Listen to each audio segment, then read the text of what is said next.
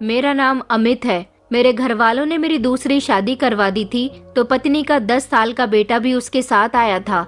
एक दिन मैंने उसे धक्के मारकर घर से निकाल दिया और उसे धमकी दी कि अगर वो तुम्हारे साथ यहाँ मेरे घर में रहेगा तो मैं तुम्हें डिवोर्स दे दूंगा। मेरी पत्नी के बेटे के जाते ही मेरे फाइनेंशियल हालात खराब हो चुके थे और मैं सड़क पर भीख मांगने के लिए मजबूर हो गया था। कई सालों के बाद मुझे एक बहुत बड़ी कंपनी में जॉब का ऑफर आया था तो मैं वहां पर खुशी खुशी पहुंच गया। वहां के बॉस को देखकर तो मैं हैरान रह गया था, क्योंकि उसने कहा कि पापा अगर कोई और काम है तो मुझे बता दीजिए। आलोक ने दरवाजे से झांककर धीमे से कहा था। मैंने गुस्से से कहा कि यहाँ से दफा हो जाओ, बस यही काम रह गया है तुम्हें। मैं उसे नफरत से देखते हुए मुंह फेरकर अपने काम में बिजी हो गया था। मैं कपड़े चेंज करने के बाद जब शूज पहनने के लिए बैठा तो मुझे अपने कहीं शूज नजर नहीं आ रहे थे। उफ, एक तो ये औरत पता नहीं मेरा सामान कहाँ छुपा कर रख देती है। मैंने गुस्से में अपनी पत्नी को आवाज लगाई थी, नीतू मेरे शूज कहाँ पर है? वैसे भी मुझे ऑफिस जाने के लिए लेट हो रहा था, ऊपर से ये लापरवाही मुझे और गुस्सा दिला रही थी। नीतू कहाँ हो तुम और मेरे शूज कहाँ पर है? मैंने गुस्से से चिल्लाकर उसे आवाज दी थी। इस समय मेरी पत्नी का बेटा आलोक मेरे शूज लेकर आ गया था। कहने लगा कि डैडी आपके जूते ये रहे, मैंने साफ करके पॉलिश भी कर दिया है। उसने शूज मेरे पैरों में रख दिए थे तो मैंने गुस्से में सबसे पहले शूज को और दूसरी बार उसकी तरफ देखा था। मुझे ऑफिस जाने में लेट हो रहा है और तुमने मेरे शूज गायब करके रख दिए थे। मैंने आलोक को डांट दिया था तो वो डर कर पीछे हो गया था। कहने लगा कि पापा मैं तो बस पॉलिश कर रहा था, वो धीमे शब्दों में कहने लगा। लेकिन मुझे उस पर और ज्यादा गुस्सा आने लगा। मैंने कहा कि जाओ अपनी मम्मी से कहो कि मेरे लिए नाश्ता लगा दे, मुझे देर हो रही है। मैंने गुस्से में उससे कहा था तो वो फौरन ही कमरे से बाहर चला गया। मेरे दिल में आग भड़क उठी थी कि न जाने इन माँ बेटे से मेरी कब जान छूटेगी। मैं बोलता हुआ अपनी टाई तलाश करने लगा था। इस घर में कोई चीज मुझे समय पर मिलती ही नहीं है। मैं जैसे ही नाश्ते के टेबल पर पहुंचा तो आलोक को अपनी पत्नी के बराबर में बैठे हुए देखकर मुझे गुस्सा आया। मैंने उससे कहा कि तुम जाकर जल्दी से मेरी बाइक साफ करो, मुझे ऑफिस के लिए जल्दी निकलना है। मैंने गुस्से में उसे नया काम दिया था। वो फौरन ही खुशी खुशी बाइक साफ करने के लिए चला गया था। मेरी पत्नी कहने लगी कि कभी आप उसके साथ प्यार और नरमी के साथ भी बात कर लिया करो। मैंने घूर कर अपनी पत्नी की तरफ देखा और कहा कि मेरा दिमाग खराब मत किया करो, वैसे ही मुझे लेट हो रहा है, ऊपर से तुम्हारी बातें खत्म नहीं होती। मैंने अपनी पत्नी को बुरी तरह से डांट दिया था तो वो खामोश हो गई और अपने बर्ताव से मैं खुश हो रहा था। नाश्ता करने के बाद मैं अपने ऑफिस के लिए बाइक पर बैठकर निकल चुका था। हम 4 भाई थे, मैं अपने घर में सबसे छोटा था। मेरे पिता बहुत सख्त इंसान थे, लेकिन उनकी सख्तियां कभी मुझ तक नहीं पहुंच पाई थी। मेरे तीनों भाई उनकी सख्तियां सहने के लिए मौजूद थे। मैं सबसे छोटा था, इसीलिए मुझसे सब प्यार किया करते थे। मेरे भाई खुद तो पापा की डांट बर्दाश्त कर लिया करते थे, लेकिन मुझे बचा लिया करते थे। पापा भी छोटा होने की वजह से मुझसे ज्यादा कुछ नहीं कहते थे। मैं छोटा होने की वजह से अपनी मम्मी का भी बहुत लाडला था। हर कोई मेरी ख्वाहिशों के बारे में पूछता था ताकि उसे पूरा कर सके। घर में भी मेरी पसंद का ही खाना बनता था। मेरी जिंदगी बहुत खुशहाल गुजर रही थी और अपनी पढ़ाई और जिंदगी में मैं बिजी था। मैंने पापा को हमेशा सब लोगों पर गुस्से से भड़कते हुए ही देखा था। वैसे तो पापा ज्यादातर समय अपनी दुकान पर ही गुजारते थे। पापा की शहर के बीचों बीच एक बहुत बड़ी जनरल स्टोर थी जहां लोगों की आवाजाही लगी रहती थी। वो वहां कई सालों से काम कर रहे थे, इसलिए वहां के लोगों से उनकी अच्छी जान पहचान हो गई थी, जिसकी वजह से उनकी दुकान पर हमेशा भीड़ लगी रहती थी, चाहे वो भीड़ पापा के दोस्तों की हो या फिर उनके कस्टमर की। पापा रात को देर तक अपनी दुकान पर बैठे रहते थे और सुबह को देर से जनरल स्टोर के लिए निकलते थे, क्योंकि मार्केट देर से खुलती थी। जो टाइम पापा घर में गुजारा करते थे वो टाइम हमारे लिए घर में गुजारना बहुत मुश्किल हो जाता था, क्योंकि वो हमेशा घर में किसी न किसी को डांटते रहते थे। वो हर समय मम्मी पर भी बरसते रहते थे और मम्मी पर हाथ भी उठाते रहते थे। बचपन में तो पापा की ये हरकत मुझे बिल्कुल भी पसंद नहीं थी और ना ही मुझे बर्दाश्त थी कि पापा मम्मी को मारते हैं। हम सब भाई ये सब नहीं देख सकते थे क्योंकि हमें तकलीफ होती थी, इसलिए हम घर से निकलकर कहीं न कहीं चले जाते थे। मम्मी खामोशी से पापा का ये जुल्म बर्दाश्त करती रहती थी। आखिर वो अपने 4 बेटों को छोड़कर कहाँ जाती। मम्मी ने कभी भी पापा के पीछे तक उनको बुरा न कहा था। वो सब्र का पैकेज थी, मगर मैं उनको समझाया करता था कि पापा के जुल्म आप इस तरह बर्दाश्त मत किया करो, बल्कि उन्हें रोक दिया करो। मम्मी मेरी बात सुनकर धीमी सी मुस्कान दिखा दिया करती थी और कहती थी कि बेटा, जब तुम बड़े हो जाओगे तो अपने पापा को रोक लिया करो, और याद रखना तुम अपनी पत्नी के साथ कभी ऐसा मत करना, न उस पर कभी हाथ उठाना। मम्मी की बात सुनकर मैं हाँ में गर्दन हिला दिया करता था और यही सोचता था कि भला मैं अपनी पत्नी पर क्यों हाथ उठाऊंगा। मम्मी की इस सोच पर मुझे बहुत हैरानी होती थी। जब मैंने इंटर कंप्लीट कर लिया तब तक मेरे तीनों भाई अपनी अपनी जॉब से लग चुके थे। एक भैया तो पापा के साथ उनके जर्नल स्टोर पर जाया करते थे, जबकि बाकी के दोनों भाई जॉब कर रहे थे, क्योंकि स्टोर पर वो ज्यादा लोगों को नहीं रख सकते थे। मुझे काम करने की भी कोई फिक्र नहीं रही थी, इसलिए मैंने अपनी शिक्षा पर ध्यान दिया। मेरे बड़े दो भाइयों की अच्छी सैलरी घर में आने लगी थी, तो मम्मी ने चाहा कि उन दोनों की शादी कर दी जाए। मम्मी ने अपनी पसंद की ही लड़की लाकर बड़े दोनों भाइयों की शादी कर दी थी। घर में अब हमेशा रौनक रहती थी। पापा की अब उम्र ज्यादा होने लगी थी, इसलिए तीसरे नंबर वाले भैया उनकी दुकान पर जाते थे। मैंने बीकॉम कंप्लीट कर लिया तो पापा ने मुझे आगे पढ़ने से रोक दिया था, और इसी दौरान मेरे तीसरे नंबर वाले भैया की भी शादी कर दी गई थी। अब पापा ने मुझसे कहा कि मैं भैया के साथ जर्नल स्टोर पर जाया करूं, मगर मैं पापा की जर्नल स्टोर संभालने में कोई इंटरेस्ट नहीं रखता था। वैसे भी मुझे ऐसे काम में कोई दिलचस्पी नहीं थी। हम दोनों भाई एक ही जर्नल स्टोर से अपना गुजारा कैसे कर सकते थे। भैया का अलग अपना खर्चा बढ़ गया था। मैं चाहता था कि मैं अपने दोनों बड़े भाइयों की तरह कोई जॉब कर लूं, इसलिए मैंने जॉब तलाश करनी शुरू कर दी थी। मुझे जॉब तो मिल गई थी, लेकिन सैलरी बहुत कम थी। इसकी वजह शायद मेरा नसीब था। मैंने उसी जॉब पर जाना शुरू कर दिया और मैंने सोचा कि मुझे अच्छी जॉब के लिए शायद आगे और पढ़ना चाहिए था, इसलिए मैंने आगे और पढ़ने का फैसला किया। मेरी जॉब लगते ही पापा ने मेरी शादी करने का फैसला किया, लेकिन मैं अभी शादी नहीं करना चाहता था। मम्मी मेरी बात समझ गई थी, लेकिन पापा को कौन समझाता। तीनों भाइयों की शादी में तो पापा ने इतना इंटरेस्ट नहीं दिखाया था, लेकिन मेरी शादी करवाने के पीछे पापा पड़ गए थे। शायद पापा अब घर में ज्यादातर फ्री रहने लगे थे। उनके पास करने के लिए कोई काम नहीं होता था, इसलिए उनका सारा ध्यान मेरी शादी करने पर ही था। वो सुबह शाम मम्मी से यही कहते रहते थे कि अमित के लिए लड़की तलाश करो। हमारी जिंदगी का क्या भरोसा, हम कब तक जिंदा हैं। माता पिता के सामने ही अपने सारे बच्चों की शादी कर देनी चाहिए। मैं भी यही चाहता हूँ कि अमित की शादी मेरे सामने ही हो जाए। क्या पता भैया भाभी उसे समझे या न समझे। वो मम्मी को हमेशा ये बातें सुनाकर डराते रहते थे और मम्मी डर जाती थी। मम्मी भी कहती थी कि तुम्हारे पापा बिल्कुल ठीक कह रहे हैं, माता पिता का साया न रहा तो तुम अकेले रह जाओगे। मम्मी की बातें सुनकर मुझे मजबूरन शादी के लिए हाँ करनी पड़ गई थी। मुझे नहीं पता था कि पापा ने मेरे लिए पहले ही लड़की भी पसंद कर ली थी। अब तक तो मेरी तीनों भाभियों से मेरे मम्मी पापा को हमेशा कोई न कोई शिकायत रहती थी, इसलिए वो चाहते थे कि इस बार बहुत सोच समझकर और अच्छी बहू लाई जाए, क्योंकि उन्हें मेरी तीनों भाभियां पसंद नहीं थी। शायद उनको अपना बुढ़ापा बर्बाद होता हुआ दिखाई दे रहा था, क्योंकि उनके बुढ़ापे का सहारा मेरी शादी पर ही टिका हुआ था। मैं भला इन मैटर्स में क्या बोलता, मुझे वैसे भी शादी के मामले में कोई खास एक्सपीरियंस नहीं था। मम्मी भाभियों की शिकायतें जो पापा को सुनाया करती थी, वो मेरे कानों तक भी आसानी से पहुंच जाती थी। इस मामले में भी मैं अपने मम्मी पापा जैसा सोचता था।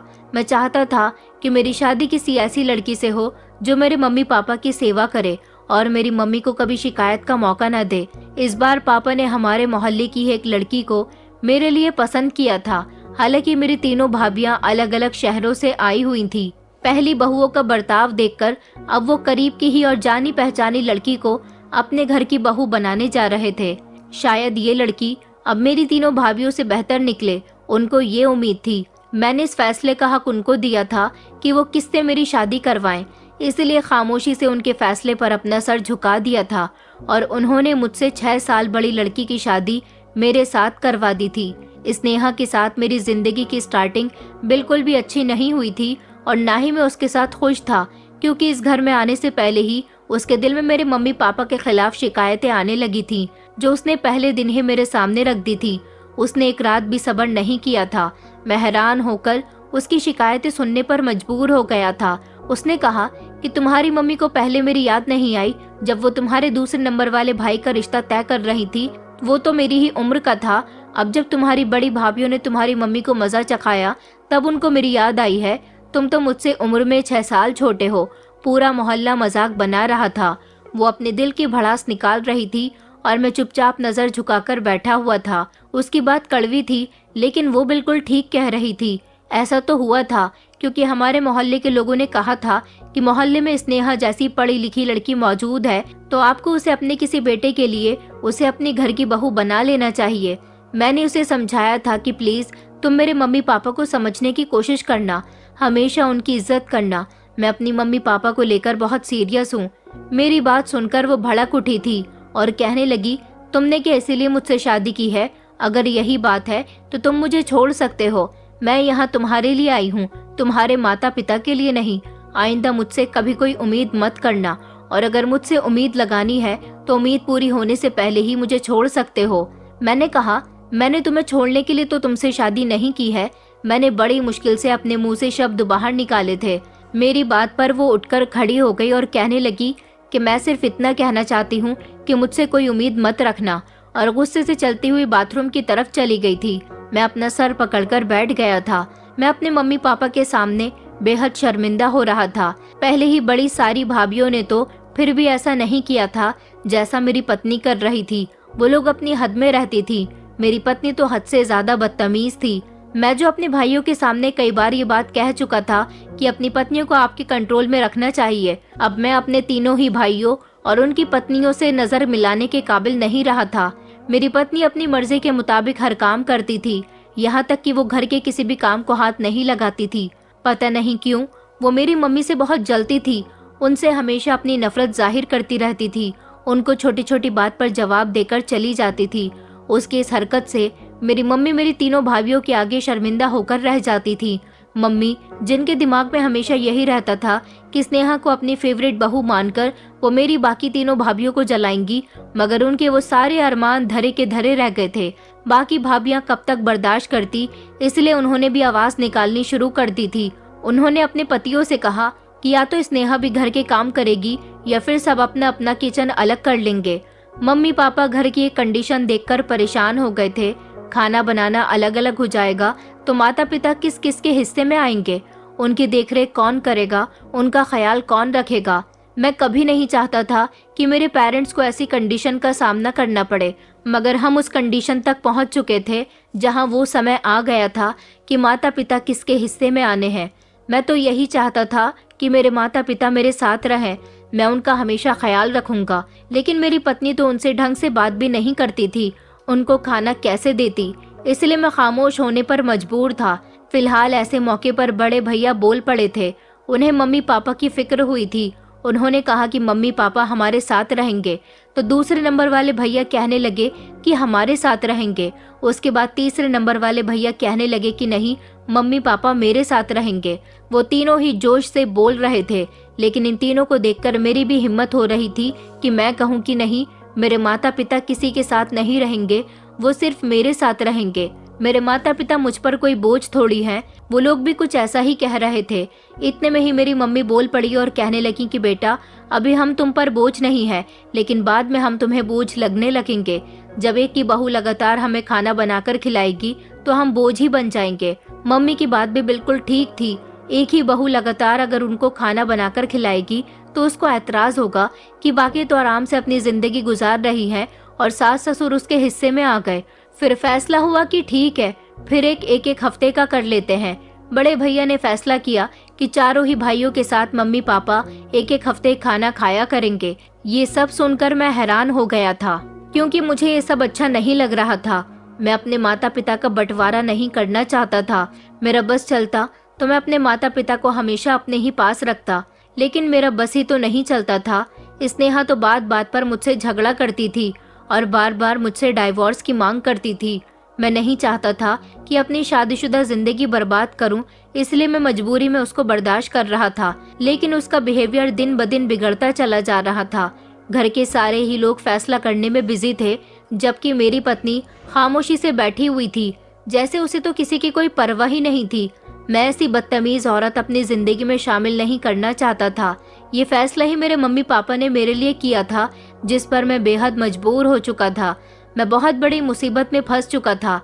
सबका खाना पकाना अलग अलग हो गया था और इस सब की जिम्मेदार मुझे अपनी पत्नी ही लगती थी। ये सब उसकी वजह से ही हो रहा था, वरना बाकी भाभियां तो इतने सालों से मिलकर रह रही थी। मेरी पत्नी ने घर के अंदर आते ही घर का चैन और सुकून बर्बाद कर दिया था। फैसला इंसाफ के तौर पर हुआ था, लेकिन फिर भी मेरी पत्नी अपनी हरकतों से बाज नहीं आ रही थी। जिस हफ्ते उसे खाना बनाने की बारी आती थी वो गुस्से में रहती थी और मम्मी पापा को सही तरह से खाना नहीं देती थी।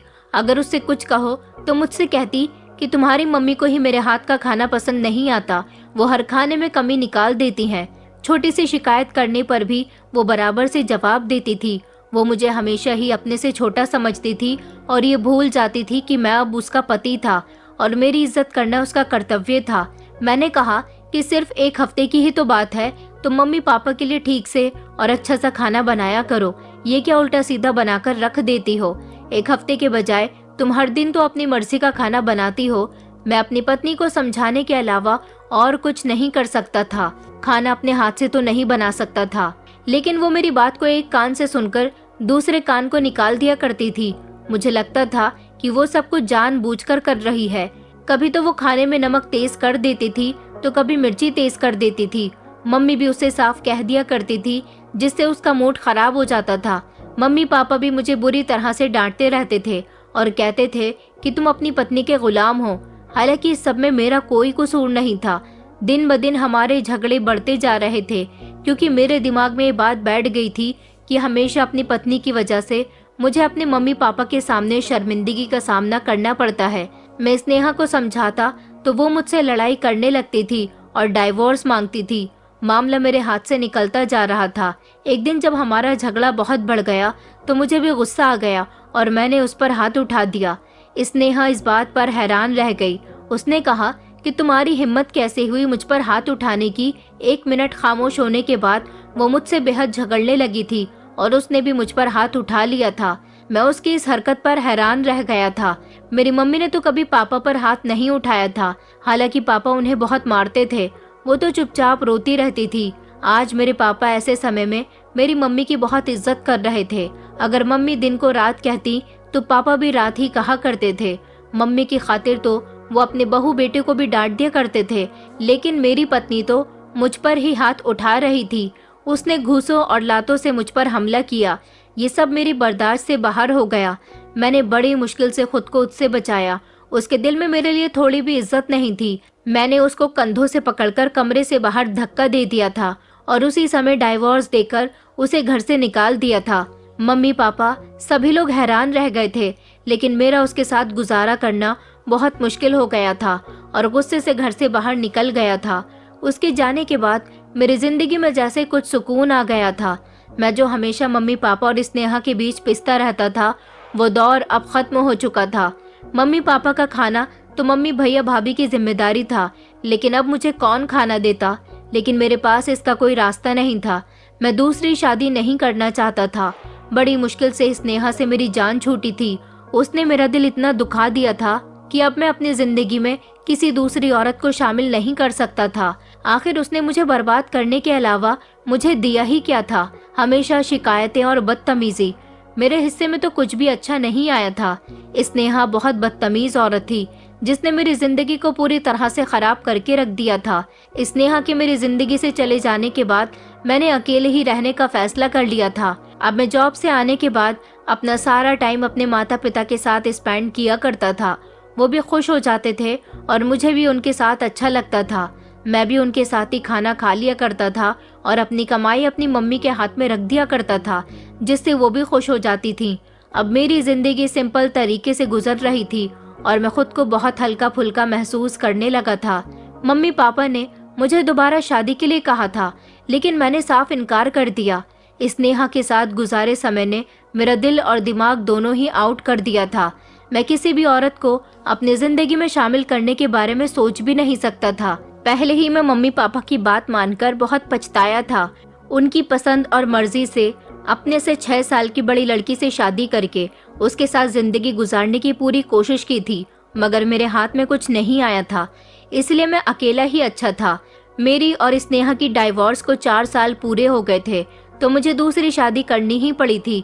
मम्मी पापा तो इस दुनिया को छोड़कर चले गए थे, इसलिए मैं अकेला रह गया था।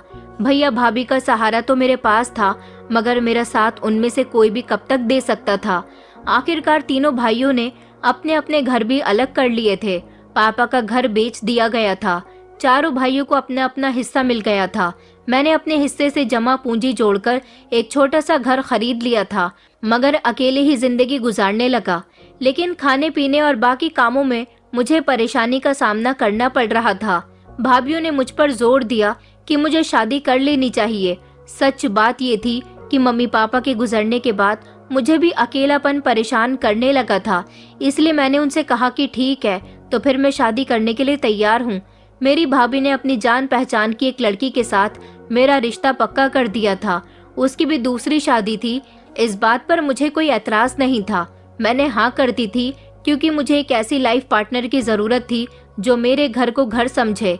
विदाई के समय जब हम लोग घर आ रहे थे तो मैं गाड़ी में 10 साल के बच्चे को देखकर चौंक गया।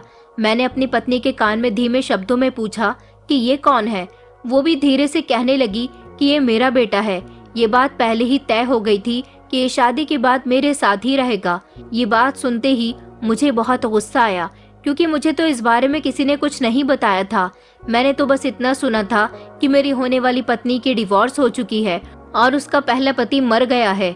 बच्चे के बारे में तो कभी मुझे कुछ पता ही नहीं था। मेरा मूड बिल्कुल खराब हो चुका था। मन कर रहा था कि इस बच्चे को गाड़ी से नीचे उतार दूं, लेकिन मेहमानों की मौजूदगी में ऐसा करना ठीक नहीं था। मैं खामोशी से उन्हें अपने साथ घर ले आया। जब मैंने इस बारे में अपने भैया भाभी से बात की तो वो लोग कहने लगे कि इतना परेशान होने की कोई जरूरत नहीं है। वो अनाथ बच्चा है, इसे तुम सहारा दोगे तो ऊपर वाला तुम्हें भी कहीं का कहीं समझेगा। हमने तुम्हें इसीलिए नहीं बताया क्योंकि तुम पहले ही शादी से इनकार कर रहे थे और तुम्हारे लिए कोई रिश्ता भी मौजूद नहीं था। लड़की अच्छी और समझदार है, ये तुम्हारे घर को स्वर्ग बनाकर रख देगी। अगर तुम अपनी पत्नी के बदले उसके बेटे को प्यार दोगे तो इसमें क्या परेशानी है।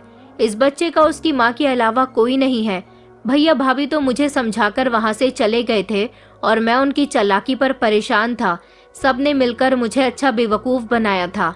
आलोक एक अच्छा और आज्ञाकारी बच्चा था, लेकिन वो मुझे बिल्कुल भी अच्छा नहीं लगता था। उसकी मौजूदगी मुझे घर में परेशान करती थी। अगर मुझे शादी से पहले उसके बारे में पता होता तो शायद मैं इतना गुस्सा न होता, लेकिन अब उसे अपने बेटे की तरह एक्सेप्ट करना मेरे लिए बहुत मुश्किल था। मैं अपने आप को संभालने की भी कोशिश करता था कि ये अनाथ बच्चा है, मुझे इसका साथ देना चाहिए, लेकिन अपने गुस्से को कभी संभाल नहीं पाता था।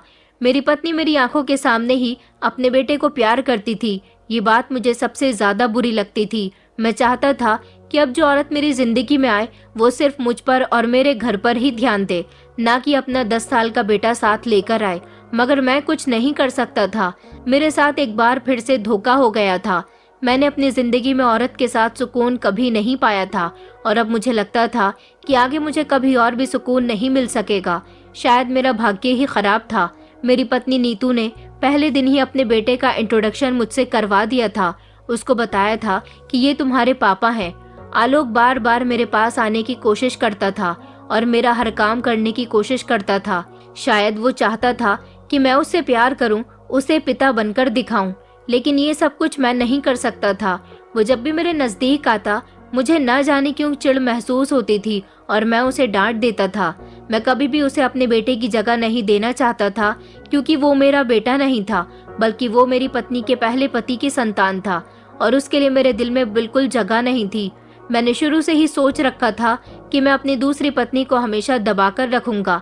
मैं ये नहीं चाहता था कि नीतू भी स्नेहा की तरह मेरे साथ बदतमीजी और बुरा सलूक करे। स्नेहा के साथ वक्त गुजारकर मैंने काफी कुछ देख लिया था, इसलिए मैंने अपनी दूसरी पत्नी पर सख्ती करनी शुरू कर दी थी। मेरी दूसरी पत्नी नीतू घर के सारे काम किया करती थी और कभी कुछ नहीं कहती थी। उसने घर को और मुझे अच्छी तरह से एक्सेप्ट कर लिया था। उसे कभी मुझसे कोई शिकायत नहीं रही थी, मगर फिर भी मुझे भरोसा नहीं था। शायद स्नेहा के साथ ने मुझे पागल कर दिया था।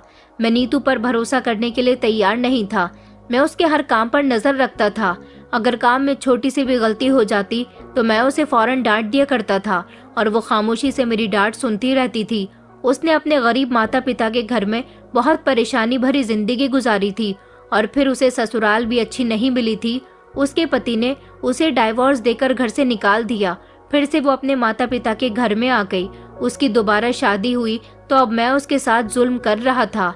शायद मैं भी इसी बात का फायदा उठा रहा था कि सारी जिंदगी उसने परेशानी से गुजारी है। मैं घर में दाखिल हुआ तो आलोक खुशी खुशी मेरे पास आया था। मैंने उससे कहा कि मेरे लिए एक गिलास ठंडा पानी लेकर आओ। मैंने उसको खुश होकर भी नहीं देखा था। वो फौरन ही किचन की तरफ गया और फ्रिज से ठंडा पानी निकालकर मेरे लिए लाया था। मैंने पानी का गिलास जैसे ही उसके हाथ से पकड़ा तो तेजी से पानी छलककर मेरे कपड़ों पर गिर गया था। मैंने गुस्से से कहा कि ये तुमने क्या कर दिया, मेरे सारे कपड़े गीले कर दिए। मैंने उसे बहुत डांटा था और वो सर झुकाकर खामोशी से मेरी डांट सुनता रहा। कहने लगा कि पापा मुझे माफ कर दीजिए, मैंने जानबूझकर ऐसा नहीं किया।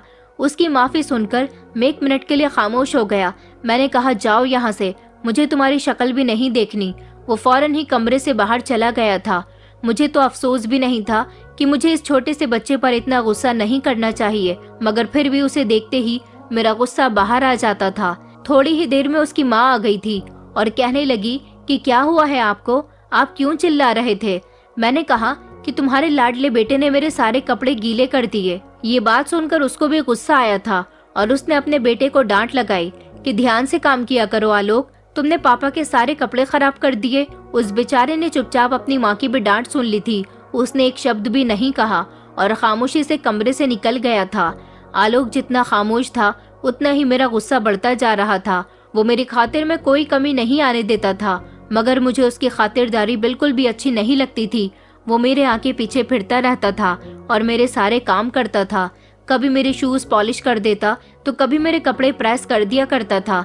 इसके बदले वो मुझसे सिर्फ प्यार चाहता था, लेकिन मैं इसे हमेशा उसकी साजिश समझता रहा। मैंने ठान लिया था कि मैं उसकी खातिरदारी के आगे कभी हार नहीं मानूंगा।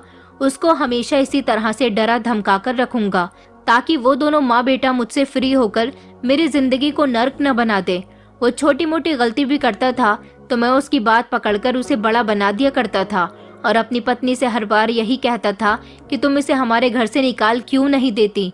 एक दिन जब ये बात मैंने अपनी पत्नी से कही तो वो हैरानी से मुझे देखने लगी और कहने लगी कि ये मेरा बेटा है, मैं इसके बिना नहीं रह सकती। मैं उसकी बात पर खामोश हो गया था। मुझे उलझन महसूस हो रही थी, इसीलिए मैंने सोचा कि इससे बात करना फिजूल है। वो तो हमेशा अपनी ममता के लिए ही रोती रहती थी, लेकिन मैंने ठान लिया था कि मैं ज्यादा समय तक उसको अपने घर में रुकने नहीं दूंगा और जल्द ही उसे अपने घर से निकाल दूंगा। एक दिन मैं ऑफिस से घर पहुंचा तो मैंने देखा कि आलोक अकेला ही घर में था। मैंने उससे पूछा कि तुम्हारी मम्मी कहाँ है। कहने लगा कि वो पीछे वाली गली में मेरी ट्यूशन की बात करने के लिए गई हैं। उसकी बात सुनकर मैं चौंक गया। मैं उसके स्कूल की फीस भी बड़ी मुश्किल से भर रहा था और अब मेरी पत्नी उसे ट्यूशन भी लगाना चाहती थी। मैंने गुस्से से कहा कि क्यों, तुम ट्यूशन के बिना नहीं पढ़ सकते। तो वो कहने लगा कि नहीं पापा, मैं तो पढ़ लूंगा, लेकिन मम्मी चाहती है कि मैं ट्यूशन जाया करूं क्योंकि मुझे मैथ समझने में मुश्किल हो रही है और इस बार मेरे मैथ्स में नंबर भी कम आए हैं। वो अभी सितंबर के टेस्ट देकर फ्री ही हुआ था और तब से उसकी माँ उसके लिए परेशान थी। मैंने तो यही कहा था कि इस पर पैसा बर्बाद करने का कोई फायदा नहीं है, इसे घर में बिठाओ और कोई हुनर सिखाओ। ये इतने मामूली से नंबर लेकर पास हुआ है। इसको घर में बिठाने के बजाय इसकी माँ ट्यूशन पढ़वाना चाहती थी। मैं ऑफिस की वजह से पहले ही परेशान था। आजकल ऑफिस में हालात ठीक नहीं चल रहे थे। मैं नहीं चाहता था कि ऑफिस में मेरी परफॉर्मेंस खराब रहे। मैंने अपना सारा गुस्सा अपने सौतेले बेटे आलोक पर निकाल दिया। मैंने उस पर चीखना चिल्लाना शुरू कर दिया और कहा कि मेरे पास इतना फालतू पैसा नहीं है जिसे मैं तुम जैसे अनाथ पर बर्बाद करता रहूं। स्कूल की फीस भरना ही मेरे लिए मुश्किल हो रहा है। तुम मेरी जिम्मेदारी नहीं हो जो तुम्हें मेरे घर भेज दिया गया। तुम अभी और इसी समय यहाँ से निकल जाओ। मैंने गुस्से में उसका हाथ पकड़ा और उसे दरवाजे की तरफ धकेल दिया और कहा कि आइंदा कभी यहाँ पर मत आना। मैं उसे गुस्से में घसीटता जा रहा था, जबकि वो मुझसे रिक्वेस्ट करने लगा और कहने लगा कि नहीं पापा, प्लीज मुझे छोड़ दो, मैं आपका कोई खर्च नहीं करवाऊंगा, मैं स्कूल छोड़ दूंगा, पढ़ाई भी नहीं करूंगा, बस आप मुझे घर से मत निकालो। मैं कहाँ जाऊंगा? मैं अपनी मम्मी के बिना नहीं रह सकता। मम्मी भी मेरे बिना मर जाएंगी। मुझे उसकी रिक्वेस्ट से कोई फर्क नहीं पड़ रहा था। मैंने सोच लिया था कि उसकी माँ के आने से पहले पहले ही उसे यहाँ से भेज दूंगा। मैंने उससे कहा कि अगर तुम कभी वापस आए तो मैं तुम्हारी माँ को भी डाइवोर्स देकर घर से निकाल दूंगा। मेरा पीछा छोड़ दो और अपनी माँ को ही यहाँ रहने दो। मेरी बात सुनकर वो पूरी तरह से खामोश हो गया। मैंने दरवाजा खोलकर उसे घर के बाहर धक्का दिया और अंदर से दरवाजा बंद कर लिया। मुझे पूरी उम्मीद थी कि अपनी माँ के आने से पहले वो चला गया होगा। फिर थोड़ी देर के बाद जब मेरी पत्नी आई तो अपने बेटे के लिए परेशान हो गई और पूछने लगी कि आप मुझे बताते क्यों नहीं हो कि आलोक कहाँ पर है।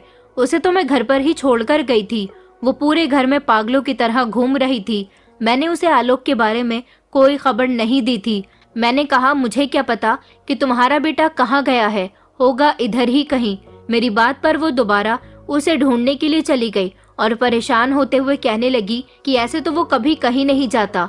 जब रात तक वो घर नहीं आया तो वो रोने के लिए बैठ गई और कहने लगी कि प्लीज मेरे बेटे को कहीं से ढूंढ कर लाओ और बताओ कि वो कहाँ है। कहीं आपने तो उसे घर से नहीं निकाल दिया। उसकी जुबान पर आखिर ये बात आ ही गई थी। मैंने गुस्से से घूर कर अपनी पत्नी की तरफ देखा और कहा कि हाँ, मैंने उसे यहाँ से निकाल दिया क्योंकि मैं उसे अपने घर में बर्दाश्त नहीं कर सकता। मैं उसका खर्चा भी नहीं उठा सकता। मैं पहले ही बहुत परेशान हूँ, मेरे अंदर इतनी हिम्मत नहीं है। वो कहने लगी कि आप ये कैसी बातें कर रहे हो, मैंने कभी आपसे खर्चे की कोई बात नहीं कही। जो घर में बनता है मेरा बेटा वही खा लेता है, इसमें तो कोई बड़ी बात नहीं है और मैं उसे सरकारी स्कूल में डाल दूंगी जहाँ उसकी शिक्षा फ्री हो जाएगी।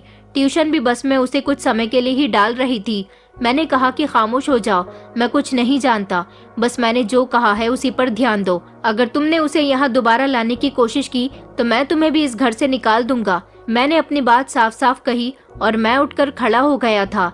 ये मेरा आखिरी फैसला था। वो खामोशी से आंसू बहाने लगी और मैं अपने कमरे में जाकर लेट गया था। जिंदगी इसी तरह से गुजरती जा रही थी और इस तरह कई साल गुजर गए, लेकिन घर के हालात दिन ब दिन खराब होते जा रहे थे।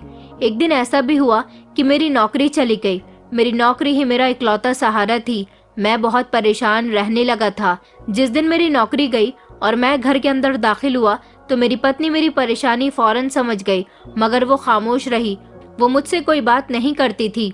घर का कामकाज और मेरी सेवा इसी तरह से करती थी जैसे पहले करती रही थी, मगर उसे अब चुप्पी लग गई थी। मैं जानता था कि ये चुप उसके बेटे की वजह से है। वो अपने बेटे को याद करके बहुत रोती थी, लेकिन मैंने उसके साथ कभी कोई हमदर्दी नहीं की। उसे वापस लाने का मतलब उसे अपने घर में रखना था। मुझे लगता था कि धीरे धीरे उसे अपने बेटे के बिना रहने की आदत हो जाएगी, लेकिन ऐसा नहीं हुआ था। वो हर रोज उसे याद करती थी।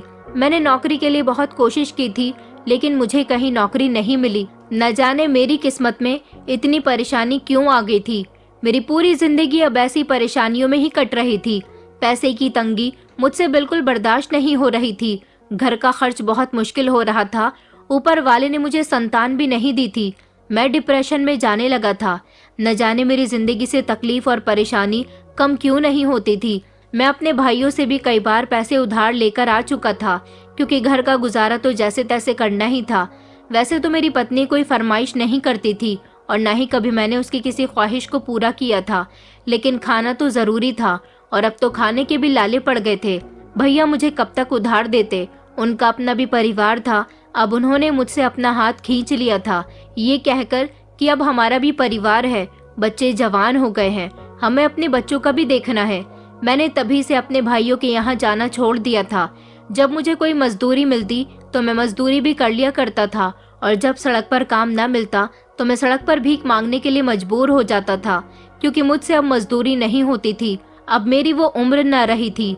मैंने तो हमेशा ऑफिस में बैठकर नौकरी की थी और मैं यही चाहता था कि मुझे ऐसी ही कोई नौकरी मिल जाए, मगर न जाने मेरी किस्मत इतनी खराब क्यों हो गई थी कि हालात दिन ब दिन खराब होते चले गए थे। मेरे रात और दिन हमेशा मेहनत में ही गुजर रहे थे। मेरी पत्नी भी मोहल्ले के घरों में छोटे मोटे काम कर लिया करती थी, जिससे घर में थोड़े से पैसे आ जाया करते थे, वरना शायद मुझे सड़क पर बैठकर भीख ही मांगनी पड़ती। जिंदगी के कई साल इसी तरह से परेशानी में गुजर गए थे। मैंने अभी भी हिम्मत नहीं हारी थी और नौकरी की तलाश करता रहा था। एक दिन मुझे बहुत बड़ी कंपनी से फोन आया तो मैं हैरान हो गया था, मगर खुश नहीं हुआ था, क्योंकि मैं जानता था कि मेरी नौकरी यहाँ भी नहीं लगेगी। आजकल कंपनी वाले जवान लड़कों को नौकरी देते हैं, लेकिन फिर भी मुझे एक उम्मीद थी, इसलिए मैं टाइम पर इंटरव्यू देने के लिए पहुंच गया। ये बहुत ही बड़ा ऑफिस था। जैसे ही मेरी बारी आई तो मैं केबिन में चला गया था। तो सामने बैठे जवान लड़के को देखकर मैं हैरान रह गया था। मैं उसे पहली ही नजर में पहचान गया था। उसके चेहरे में वही मासूमियत थी, लेकिन उसकी खूबसूरती में बढ़ावा आ गया था। वो मेरा सौतेला बेटा आलोक ही था। उसने मुझ पर एक नजर डाली तो फौरन उठकर मेरे करीब आया और मेरे पैर छूने लगा। कहने लगा कि पापा, ये आप ही हो? कैसे हो आप? वो मेरा हाथ पकड़कर मुझे बिठाने लगा और मैं खींचता चला गया। उसने इज्जत से मुझे कुर्सी पर बिठाया और खुद सामने बैठ गया। मैं उसे पहचान ही नहीं पा रहा था। वो कहने लगा कि इतने सालों के बाद आपसे मेरी मुलाकात हुई है, आप ठीक तो हो ना? तो मेरी गर्दन खुद ब खुद हाँ में हिल गई थी। अब मैं उसे क्या बताता कि उसके जाने के बाद मैंने क्या कुछ बर्दाश्त नहीं किया था, और शायद ये सब उसको घर से बाहर निकालने का नतीजा था। वो कहने लगा कि मेरी मम्मी कैसी है। ये कहते हुए उसकी आंखों में आंसू आ गए थे। मैं कुछ नहीं बोल सका, मेरी जबान खामोश हो गई थी। मैंने बड़ी मुश्किल से कहा कि हाँ वो ठीक है। वो कहने लगा कि मुझे नहीं पता था ये आप ही होंगे। मैंने तो इस पर आपका नाम देखा, इसलिए आपको बुला लिया। मैंने तो ये सोचा कि ये मेरे पापा का हम नाम है। मेरी आंखों में आंसू आ गए। वो आज भी मेरी इतनी इज्जत करता था कि इंटरव्यू पर मेरा नाम देखकर मुझे नौकरी पर बुला लिया। वो कहने लगा कि पापा, आपको नौकरी करने की क्या जरूरत है, ये मेरी ही कंपनी है, आप यहाँ पर बॉस बनकर भी रह सकते हैं। वो कितना अच्छा था, और मैं जो हमेशा उसके साथ बुरा करता रहा था। मेरे हाथ खुद ब खुद उसके सामने जुड़ गए। मैंने कहा, बेटा मुझे माफ कर दो, मैंने तुम्हारे साथ हमेशा बहुत बुरा किया। मैं इतनी इज्जत के काबिल नहीं हूँ जितनी तुम मुझे दे रहे हो। वो फौरन मेरे पास आया और मेरे हाथों को पकड़कर कहने लगा कि आप ये क्या कह रहे हो पापा, मैंने कभी अपने पिता को नहीं देखा। जब मम्मी ने पहली बार आपसे मेरा इंट्रो करवाया था कि ये तुम्हारे पापा हैं, तब से ही मैंने आपको अपना पापा मान लिया था। मैंने हमेशा आपको अपना पिता समझा। मैं अपने असली पिता को नहीं जानता। मुझे तो आपके रूप में ही पापा दिखाई देते थे। उसके शब्द मुझे बहुत शर्मिंदा कर रहे थे।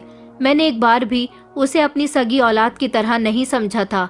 काश मैं उसे अपनी औलाद समझ लेता तो क्या हो जाता, और उसकी मम्मी को भी वो तकलीफ नहीं देता जो सारी जिंदगी दे चुका था। मैं अभी यही सब कुछ सोच रहा था, उसने मुझे धीरे से पुकारा, पापा। तो मैं होश में आया और वो कहने लगा कि पापा, क्या मैं अपनी मम्मी से मिल सकता हूँ? मुझे आपकी परमिशन की जरूरत है। मैं उसे गौर से देखने लगा था कि क्या आज भी उसे मेरी परमिशन की जरूरत है, जबकि वो खुद इतने अच्छे मुकाम पर पहुंच चुका था। मैंने कहा कि हाँ, क्यों नहीं, तुम जब चाहे अपनी माँ से मिल सकते हो, बल्कि तुम अभी मेरे साथ चलो, वो तुम्हें देखकर बहुत खुश होंगी। वो मेरे साथ घर आया था और अपनी माँ से लिपटकर रोने लगा। मेरी पत्नी भी रो रही थी। उसकी माँ कभी उसका माथा चूमती तो कभी उसको गौर गौर से देख रही थी। वो दोनों कभी हंस रहे थे तो कभी रो रहे थे। रोना तो मुझे भी आ रहा था, लेकिन उससे ज्यादा मुझे शर्म महसूस हो रही थी। मैं तो उनसे नजरें मिलाने के काबिल भी नहीं था। पता नहीं मैंने जिंदगी के इतने साल इस बोझ के साथ कैसे गुजार दिए। मैंने उसके सर से एक बार फिर पिता का साया छीन लिया था और उसे बेघर कर दिया था। उसकी माँ को भी सारी जिंदगी के लिए उससे अलग कर दिया था। आज से पहले मुझे कभी इस बात का एहसास नहीं हुआ कि मेरी जो हालत थी वो मेरी इस गलती की वजह से थी, लेकिन मैंने कभी अपनी गलती मानी ही नहीं थी। मेरे दिमाग में लगातार ये सवाल उठ रहा था कि इतनी अच्छी नौकरी होने के बावजूद भी मैं भिखारी की तरह भीख मांगने पर मजबूर हो गया था, और ऊपर वाले ने उसे कहां से कहां पहुंचा दिया था। उसके आगे पीछे कोई भी नहीं था, फिर भी वो इतने अच्छे मुकाम पर कैसे पहुंच गया। मैंने यही सवाल आलोक से किया तो उसने अपनी माँ के हाथ अपने हाथों में थाम कर कहा कि ये मेरी मम्मी की प्रार्थनाओं का नतीजा है। जिंदगी इतनी आसान नहीं है। उस दिन यहाँ से जाने के बाद मैं सड़क के किनारे बैठकर फूट फूट कर रो रहा था। मुझे नहीं पता था कि मैं कहाँ जाऊंगा। मैं यही सोच रहा था कि मैं दोबारा यहाँ आ जाऊं, लेकिन फिर मुझे आपकी वही धमकी याद आ गई थी कि आप मम्मी को डाइवोर्स दे दोगे। लेकिन मैं ऐसा नहीं चाहता था। मैं जानता था कि मेरी मम्मी की जिंदगी बड़ी मुश्किल से गुजर रही है, अब जाकर उन्हें कुछ सुकून आया है। मैं नहीं चाहता था कि जो थोड़ा बहुत मेरी मम्मी की जिंदगी में सुकून है वो भी उनसे छीन लिया जाए। इसलिए मैं यहाँ नहीं आया और वहीं सड़क पर बैठकर रोता रहा। आधी रात को मुझे बहुत डर लग रहा था, लेकिन मेरी कहीं जाने की हिम्मत नहीं थी। तभी एक बड़ी सी गाड़ी मेरे सामने आकर रुकी और एक औरत बाहर आई। उसने मुझसे रोने की वजह पूछी और पूछने लगी कि मैं यहाँ पर क्यों बैठा हुआ हूँ। उन्होंने कहा कि तुम अपने घर जाओ। मैंने उनको अपनी पूरी कहानी बताई और बताया कि मेरा कोई घर नहीं है, मैं लावारिस हूँ। वो अपने साथ मुझे अपने घर ले गईं और उन्होंने मुझे खाना खिलाया और फिर मुझसे दोबारा से सब कुछ पूछने लगी तो मैंने उनको सब बता दिया। वो रोती रहीं। उनका बेटा भी इस दुनिया से चला गया था। उन्होंने मुझे अपने घर में जगह दी और कहा कि अब से तुम मेरे बेटे हो और तुम यहाँ रहोगे। मैं अपनी किस्मत के ऐसे मोड़ पर हैरान था। मुझे एक घर मिल गया था और उन्होंने मेरा हमेशा मेरी मम्मी की तरह ख्याल रखा। मैं जानता था कि मेरी मम्मी बहुत परेशान हो रही होंगी, इसलिए कुछ दिनों के बाद मैं आपके यहाँ नहीं होने पर मम्मी से मिलने के लिए आया था और मम्मी को सब कुछ बता दिया था। मैंने उनको बता दिया था कि मैं उस औरत के साथ बहुत खुश हूँ। वो मेरी मम्मी की तरह ही मेरा ख्याल रखती रही। मेरी जिंदगी में कोई कमी नहीं थी, लेकिन यहाँ से जाने के बाद मम्मी की मुझे बहुत याद आती थी। मैं आपके पीछे कभी कभी यहाँ मम्मी से मिलने के लिए चला आता था। उस औरत ने मुझे पढ़ाया लिखाया और मैं मेहनत से आज इस मुकाम पर पहुँच गया हूँ। मैं मम्मी से मिलना चाहता था, लेकिन आपके पास आने की मेरी हिम्मत नहीं हुई। उसकी पूरी बात सुनने के बाद मैं हैरान हो गया था कि मैंने तो उसके साथ कुछ भी अच्छा नहीं किया था, लेकिन ऊपर वाले ने उसे मुझसे बचा लिया था ताकि वो अच्छे मुकाम पर पहुंच जाए। ऊपर वाले ने उसे इतनी कामयाबी दी जहां उसे इज्जत मोहब्बत और सुकून सब मिला था। अगर वो मेरे साथ रहता तो शायद मैं सारी जिंदगी उसका जीना दुश्वार कर देता। मैं तो ये समझता रहा कि मैंने उसे घर से निकालकर उससे अपनी जान छुड़ा ली, मगर हकीकत ये थी कि ऊपर वाले ने उसकी जान मुझसे बचा ली थी। मैंने उससे अपनी एक गलती की माफी मांगी थी। उसने मुझे आसानी से माफ कर दिया और कहने लगा कि पापा, मुझे कभी पिता का प्यार नहीं मिल पाया। मैं आज भी उस प्यार की तलाश में हूँ जो एक पिता दे सकता है। उसकी बात पर मेरा दिल दुख रहा था। मैंने आगे बढ़कर उसे गले लगा लिया तो वो भी रोने लगा। मेरे दिल से उसके लिए सारी झिझक खत्म हो गई थी। मैं तो उसकी कमाई खाने के लायक भी नहीं था और यही सोचता था कि उसकी कमाई पर मेरा कोई हक नहीं है। मगर आलोक जिद करने लगा कि मैं आप दोनों के साथ रहना चाहता हूँ, वो समय बिताना चाहता हूँ जो बचपन में नहीं बिता सका। मैं भला उसे किस मुंह से इनकार करता। आलोक हमारे साथ रहने लगा और वो आज भी मेरी इसी तरह से खिदमत करता रहता है और मैं हमेशा पछताता रहता हूँ। अगर तब मैं उसकी सेवा के बदले उसकी तारीफ कर देता, प्यार से उसके सर पर हाथ रख देता तो वो कितना खुश होता। मगर ये मेरी बदनसीबी थी कि मैं उसे इज्जत और प्यार नहीं दे सका। यहाँ तक कि मैंने तो अपनी इतनी अच्छी पत्नी का भी बहुत दिल दुखाया था। मेरी पत्नी मुझ जैसे इंसान को डिजर्व नहीं करती थी, बल्कि उसका साथ तो किसी अच्छे और शरीफ इंसान के साथ लिखा हुआ था। मेरी पत्नी और मेरा बेटा आज भी मेरा बहुत ख्याल रखते हैं। आज भी मेरे दिल में शर्मिंदगी है और मैं उन दोनों से अपने किए की माफी मांगता रहता हूँ। दोस्तों, उम्मीद करती हूँ आपको हमारी कहानी पसंद आई होगी। कहानी पसंद आई है तो वीडियो को लाइक करें, चैनल पर नए हैं तो चैनल को सब्सक्राइब करें और हाँ, नोटिफिकेशन बेल को जरूर दबाएं ताकि अगली अपडेट सबसे पहले आपको मिले।